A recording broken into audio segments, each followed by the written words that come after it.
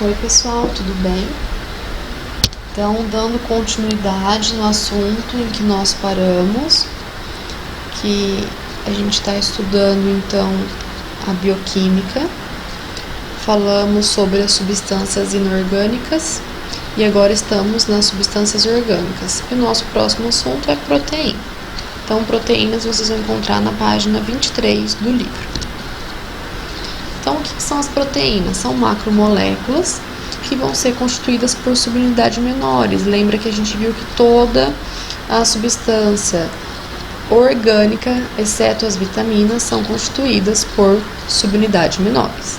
E essas subunidades são chamadas de aminoácidos.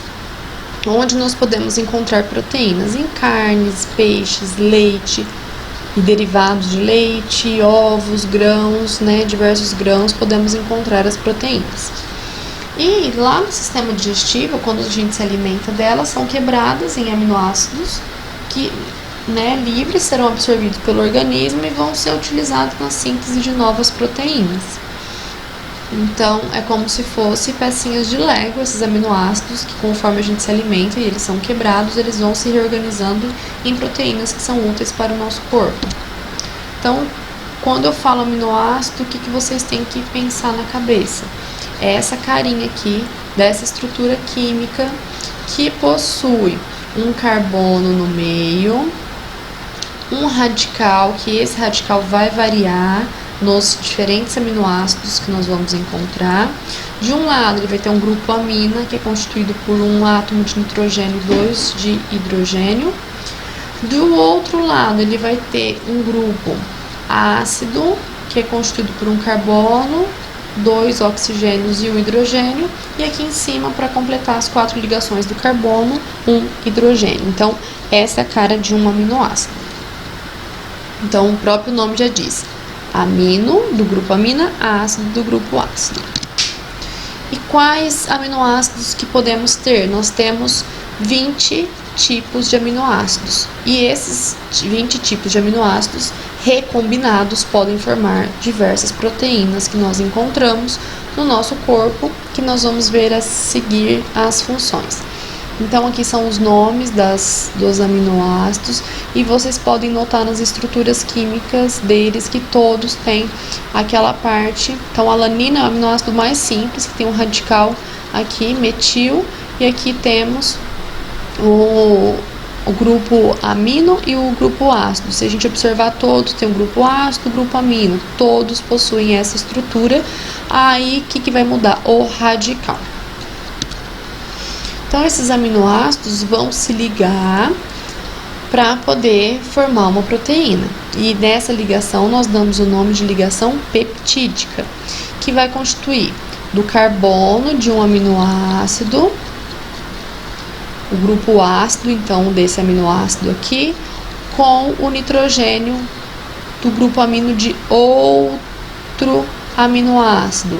Então, eu tenho um aminoácido aqui, um aminoácido aqui. Para que eles consigam se ligar, esse carbono e esse nitrogênio, o que vai sair daqui?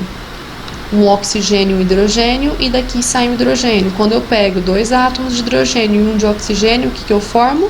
Água. Então, em toda ligação peptídica que vai ocorrer entre 2 aminoácidos, eu formo uma molécula de água. E a estrutura das proteínas? Então, a gente pode encontrar 4 tipos de estruturas nessas proteínas, se a gente levar em consideração a cadeia e os aminoácidos que estão envolvidos. Se a gente pensar aqui na estrutura primária, é como se fosse um fio, em que cada bolinha colorida dessa é um aminoácido. Então, vários aminoácidos ligados por ligações peptídicas formam a estrutura primária. Essa estrutura secundária, ela começa, que nada mais é do que uma estrutura primária enrolada em hélice. Quando essa estrutura secundária se enrola sobre ela mesma, ela vai formar uma estrutura terciária. E aí, quando várias estruturas terciárias se acoplam, formam uma estrutura quaternária. Então, essas são as possíveis formas de encontrar as proteínas. E aí, a sequência de aminoácidos que vai determinar a fórmula, de uma molécula de uma proteína não vai ser alterada. O que pode alterar quando essas ligações aqui são rompidas. Então a gente percebe que quando uma estrutura assim, essas ligações são rompidas, o que não vai alterar a sequência de aminoácidos, certo? Então o que vai alterar, então aqui eu tenho uma estrutura, né, quaternária, e na hora que essas ligações se rompem, forma uma proteína com os mesmos aminoácidos, porém ela está desnaturada. E é o que ocorre, por exemplo, com o ovo. Então a clara, né, que é muita proteína, a albumina, quando ela se desnatura através do aumento da temperatura, ela se torna branca. Então a proteína é a mesma, os aminoácidos são os mesmos, porém nessa forma aqui ele está desnaturado. E a desnaturação, nesse caso, ela é irreversível. Eu não consigo, se eu esfriar, a clara do ovo fica transparente do jeito que era. Ele vai continuar dessa forma, tá?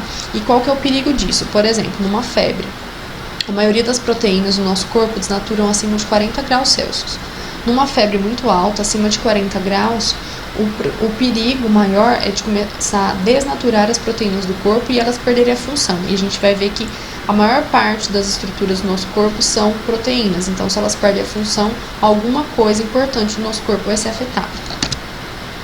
Então, existem vários tipos de proteína, né, que vão exercer diversas funções no nosso corpo e elas vão ser classificadas de acordo com a função, se é estrutural, se é hormonal, se é nutritiva, enzimática ou de defesa. E a gente vai ver cada um desses agora. Função estrutural, então participa da estrutura, por exemplo, colágeno, né, que tem na pele, nos ossos, a actina e miosina, que são as proteínas que participam da contração muscular, a queratina, que é, né, encontrada na pele, no cabelo, nas unhas. Então todas essas proteínas aqui são de função estrutural.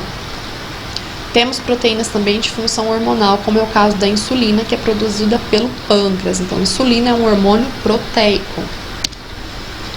Função nutritiva, então, por exemplo, o ovo é um alimento que é rico em proteínas, por exemplo, albumina. Tem gente até que compra a albumina, né, em pó para poder aumentar a ingestão de proteínas na dieta, mas fornece bastante nutrição, tanto para o nosso caso, quanto se está aqui dentro do ovo pensando no embriãozinho. Tem função enzimática. Então, o que seria uma enzima? Enzima nada mais é do que um catalisador biológico. Um catalisador é aquela substância que vai acelerar as reações químicas. Então, as enzimas vão acelerar as reações químicas que ocorrem dentro do nosso corpo. Então, diversas enzimas. Se a gente pensar no sistema digestório, por exemplo, as lipases são as enzimas que vão quebrar os lipídios, né? São úteis na digestão e a estrutura da lipase é uma proteína. E a função de defesa, quando a gente pensa de anticorpos, anticorpos nada mais é do que proteínas, tá? E as proteínas estranhas, que são aquelas encontradas nos micro-organismos, são os antígenos. E tem uma especificidade muito grande, então é como se fosse, a gente chama de chave fechadura. Então tem um anticorpo para cada tipo de antígeno. Por isso que quando às vezes a gente pega alguma determinada doença, a gente vai ficar imune, porque o anticorpo produzido vai reconhecer para sempre esse antígeno produzido. E a gente finaliza essa parte introdutória das proteínas. E eu vou pedir para que vocês façam na página 29 do livro, o exercício 11, e na página 30, os exercícios 12, 13 e 14. Eu vou enviar uma lista de exercícios extras para vocês irem treinando proteínas. Na próxima aula a gente finaliza proteínas e vamos falar da última, né, substância orgânica, que são as vitaminas. Bons estudos, beijos, até mais!